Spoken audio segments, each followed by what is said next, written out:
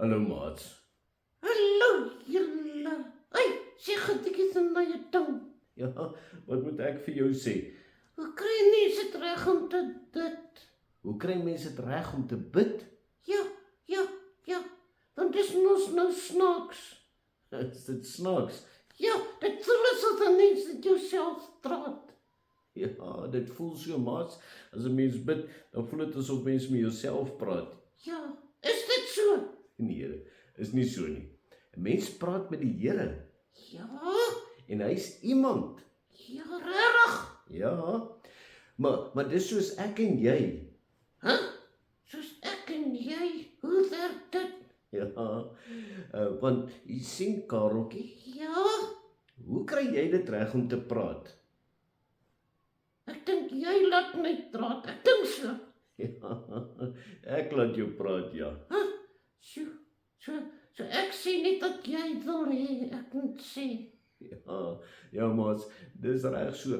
En weet julle wat oom Paulus skryf in Romeine 8? Romeine 8. Hy sê ja, ons weet nie hoe om te praat met die Here nie. Ja, Hy sê, maar ons het die Heilige Gees wat binne in ons is. hier in ons. Ja, en hy laat ons reg praat. Regtig. Ja, hy sit ons woorde so by die Here neer daar in die hemel. Regtig. So die Heilige Gees help ons om te bid. Ja, die Heilige Gees help ons om te bid. So maats, ons kan net ons woorde gebruik. Net ons woorde gebruik. Ja, praat net. Ja, En die Heilige Gees sal jou help om met die Here te praat. regtig net so maklik. Ja, net so maklik maats. Net so maklik, gebruik net jou woorde en praat met die Here. Ja, sê vir hom hoe jy voel, wat jy vir hom wil sê en die Heilige Gees wat binne in jou is. Ja, hier in ons werk nie.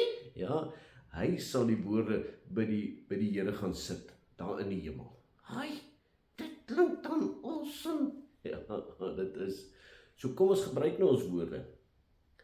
Jesus, dankie dat U ons koning is. En dankie dat ons met U kan praat. En dankie Heilige Gees dat U nou ons woorde vat tot in die hemel. Amen. Nee, die Heilige Gees vat my woorde tot in die hemel. Presies net so. Mooi bly maats hoor. Terug julle.